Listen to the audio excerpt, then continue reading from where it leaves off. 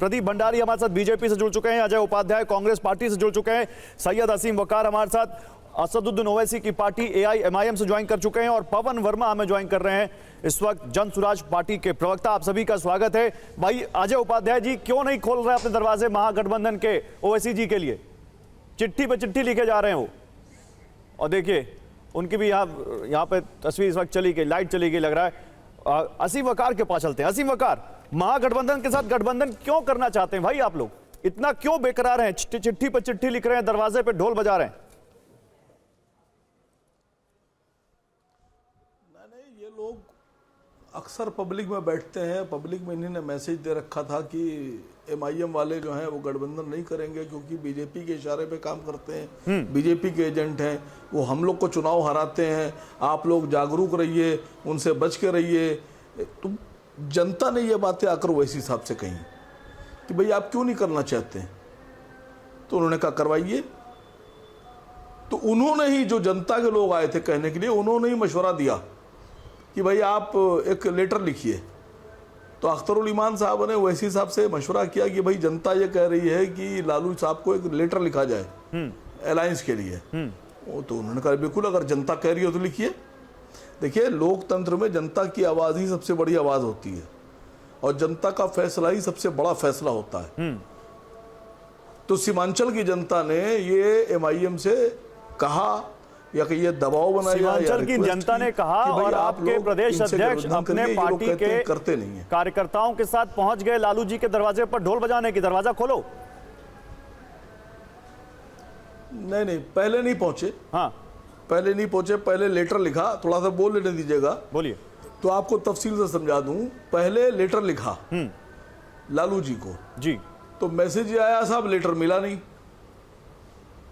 तो दोबारा से लेटर लिखा गया, फिर वो मीडिया में आया। तो लालू जी के साहबजादे एक ही घर में रहते हैं, सुबह दोपहर शाम खाना नाश्ता सब करते वक्त बात होती है। पिताजी पॉलिटिशियन है, उन्होंने पार्टी बनाई, साहबजादे को पार्टी का जिम्मेदार बनाया। तो साहबजादे कहने लगे तेजस्वी साहब कि हमको लेटर नहीं मिला, हमको तो दिया ही नहीं, हम जिम्मेदार हैं। अब अंदाजा लगाइए, एक बेटा कह रहा है कि पिताजी को क्यों लेटर दिया आपने, हमें दीजिए, हमको जब मिलेगा तब हम सोचेंगे। तो साहब उनको भी लेटर दे दिया गया।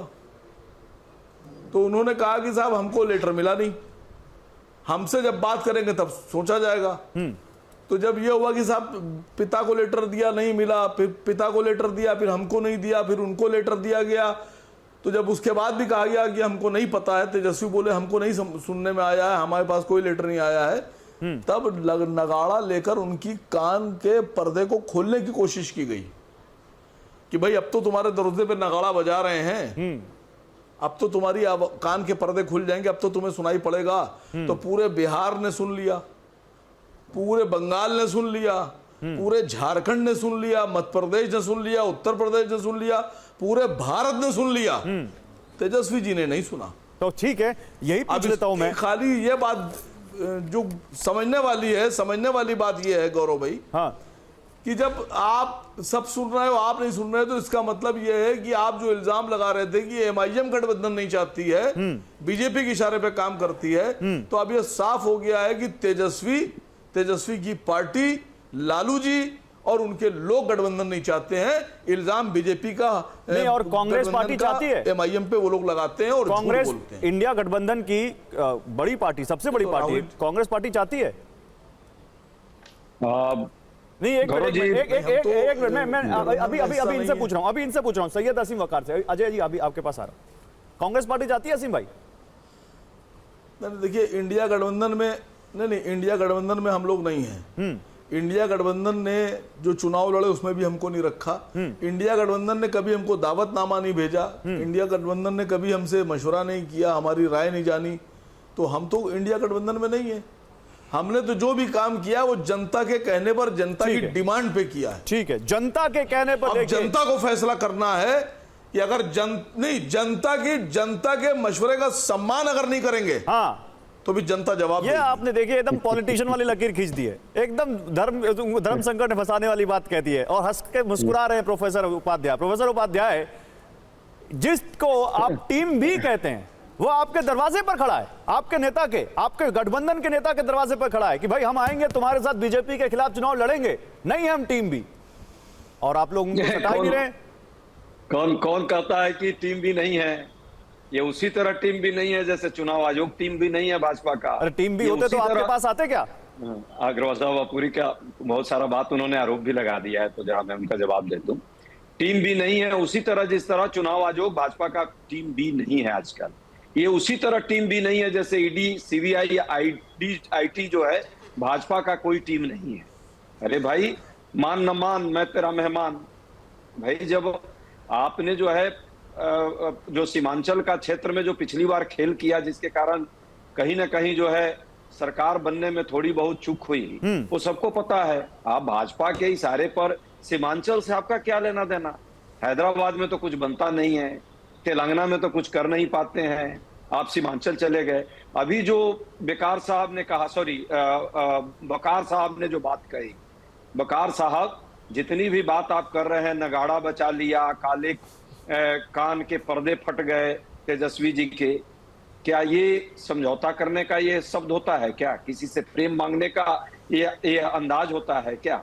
ये तो स्पष्ट दिखा रहा है कि आप भाजपा के इशारों पर एक विक्टिम कार्ड खेल रहे हैं। मुस्लिम समाज को ये दिखाने का प्रयास कर रहे हैं कि देखिए देखिए मैं तो गया था, मैं तो चाहता था कि भाई आपके पास आरजेडी और कांग्रेस जो है हमको साथ ले ले। अरे भाई सिक्के अरे लेकिन अजय उपाध्याय आप मान तो रहे ना कि सीमांचल में खेला कर दिया था इन्होंने, फिर कर देंगे, नुकसान किसको होगा? सुनिए ना, थोड़े बहुत लोग उस समय जरूर इनके इशारों पर भटक गए थे। हाँ। उत्तर प्रदेश में लोगों ने भूल सुधार कर ली, अब अन्य राज्यों में भूल सुधार कर ली, सबको समझ में आ गया। प्रदीप यादव मुस्कुरा रहे हैं। प्रदीप यादव मजा आ रहा है ना? इनको बुलाते प्रदीप यादव मजा आ रहा है ना? सॉरी प्रदीप भंडारी, प्रदीप यादव मेरा एक दोस्त है, उसका नाम मेरे जुबान पे आ गया, प्रदीप भंडारी, आपको मजा आ रहा है ना कि देखिए एक पार्टी जो मुस्लिमों की नुमाइंदगी करती है, वो एक पार्टी जो एमओआई के वोट के समीकरण के दावे करती है, दोनों आपस में लड़ रहे हैं। अच्छा लग रहा है आपको? ये बढ़िया हो गया इलेक्शन, मुस्लिम वोट बढ़ गए। देखिए गौरव जी, ये तो आज आपके शो पे स्थापित हो चुका है कि एआईएमआईएम असली बी टीम कांग्रेस पार्टी की है। हाँ। क्योंकि जो पहले कांग्रेस से हाथ जोड़ के कह रही अलायंस कर लो, अलायंस कर लो, अलायंस कर लो, तो कल तक जो आरोप लगते थे आज स्थापित हो चुका है कि कांग्रेस ने एआईएमआईएम को फील्ड किया है। पर बड़ी बात क्या है? बड़ी बात यह है कि तेजस्वी यादव का गठबंधन ये मानता है कि अगर इन लोगों की सरकार आएगी तो 85% बिहार का समाज का चीफ मिनिस्टर नहीं बन सकता, क्योंकि इनके समय से सिर्फ और सिर्फ इन्हीं के परिवार का चीफ मिनिस्टर बनेगा। अब अगर ये प्रशांत किशोर और ओवैसी अलायंस कर लेते हैं तो 87% बिहार के समाज का चीफ मिनिस्टर नहीं बन सकता, क्योंकि ये तो सिर्फ मुसलमान को चीफ मिनिस्टर बनाएंगे। तो बिहार के हर समाज को प्रतिनिधित्व देने का काम अगर कोई कर रहा है तो सिर्फ एनडीए नीतीश कुमार, प्रधानमंत्री नरेंद्र मोदी जी कर रहे हैं। इसीलिए अति पिछड़ा, दलित, एससी सब हमारे साथ में है। इनके साथ में सिर्फ और सिर्फ इनकी दो जाति, वो भी पूरा नहीं है। देखिए इनको ये जो तस्वीर, अगर आपको याद होगा, जब राहुल गांधी ने अपनी भ्रष्टाचार बचाओ यात्रा करी थी, घुसपैठिया बचाओ यात्रा करी थी, तो ये एक मंदिर के पास से नहीं गए थे, ये मौलवियों के पास में जाके हाथ इन लोगों ने जोड़ा था। तो आज ये भी मानते हैं इनको सिर्फ मुसलमान वोट मिल रहा है। अब यादव वोट भी इनके पास में नहीं है। और मैं कहना चाहता हूं क्यों। बेलागंज उपचुनाव में क्या हुआ था? बेलागंज उपचुनाव के अंदर जहां सबसे ज्यादा मुस्लिम और यादव आते हैं, वहां से एनडीए जो है वो उम्मीदवार बना। अब मुझे बताइए, अगर हमारा तो नेता क्लियर है, नीतीश कुमार और प्रधानमंत्री नरेंद्र मोदी जी के नेतृत्व में, अरे कांग्रेस ने अपना अधिवेशन कर लिया, अभी तक तेजस्वी यादव को मुख्यमंत्री पद का उम्मीदवार नहीं डिक्लेयर कर पाए। पूरा का पूरा इन लोग कह रहे हैं तेजस्वी यादव तो कह रहे हैं कि मैं ही मुख्यमंत्री फेस हूं, उन्होंने तो बोल दिया भाई, ऐसे करवा सकते हैं। तेजस्वी जी ने तो कह दिया। अच्छा ये बताइए प्रशांत किशोर क्या कह रहे हैं? वो तो कह देंगे मैं चांद पे पहुंच, अरे वो तो कह देंगे मैं चांद पे पहुंच जाऊंगा, थोड़ी विश्वास नहीं। प्रदीप भंडारी चलिए ठीक है, आपने ओवैसी के बारे में बोल दिया, तेजस्वी यादव के बारे में बोल दिया, अब जरा प्रशांत किशोर के बारे में तोलिए। पवन जी बैठे हैं, उन्होंने ऑफर किया ओवैसी को, अगर ये मिलते हैं तो नुकसान होगा? अरे देखिए, प्रशांत किशोर जी एक मीडिया क्रिएशन है, और ये पवन जी बहुत सीनियर है, उनकी मैं व्यक्तिगत बहुत इज्जत करता हूं, हम सब इनका सम्मान करते हैं, पर वो गलत पार्टी के अंदर है। जब नतीजे आएंगे तो ये नोटा के बराबर वोट लेके आएंगे। और प्रशांत किशोर तो हर दिन अपनी कभी कहते कि मैं अकेले लड़ूंगा, अब पता है कि जमानत जब्त होने वाली है, तो ओवैसी जिनके 90% से ज्यादा सीटों पे नोटा के बराबर वोट आए थे उनसे अलायंस की बात कर रहे हैं। तो ये सबके सबको पता है कि इनको सिर्फ वोट बैंक का वोट मिलने वाला है, और इन सबके सबको पता है सरकार एनडीए की बन रही है, इसीलिए छोटा मोटा कुछ बचा कुछ है उसमें ये सब। ठीक है पवन जी, आप पवन जी बिल्कुल एक मिनट 75 लाख बिहार की महिलाओं में 10,000 रुपए उनके खाते में डालने वाले, और ये क्या बात कर रहे हैं मुस्लिम वोट एकजुट कर लो, यादव वोट एकजुट कर लो, ये सिर्फ और सिर्फ लोगों को बांटने की बात कर रहे हैं। ठीक है, अरे ये वही है जिनकी कभी आपने सेवाएं ली थी, वही पोल स्ट्रेटेजिस्ट हैं, ऐसे मत बोलिए। एक क्रेडिट उनको जाता है कभी आपको सरकार में लाने का और जिताने का, ऐसे। लेकिन एक मिनट अभी प्रदीप भाई एक मिनट, अभी बहुत देर हो गई। 10 सेकंड पे जवाब देना जरूरी है ना गौरव भाई, 5 सेकंड ना 5 सेकंड आपने क्योंकि कहा है। देखिए भारतीय जनता पार्टी प्रधानमंत्री नरेंद्र मोदी जी के नेतृत्व के अंदर जीती आई है। 1000 स्ट्रैटेजिस्ट आएंगे, 1000 स्ट्रैटेजिस्ट जाएंगे। मोदी जी 14 में भी प्रधानमंत्री हैं, थे 19 में भी थे, 24 में भी थे, ली तो थी ना सेवा, ये तो फैक्ट है ना, ये तो फैक्ट है ना, सेवा तो ली थी भाई, सेवा तो ली थी ना, फैक्ट तो है ये। लेकिन अब उसमें आप क्रेडिट दीजिए ना दीजिए।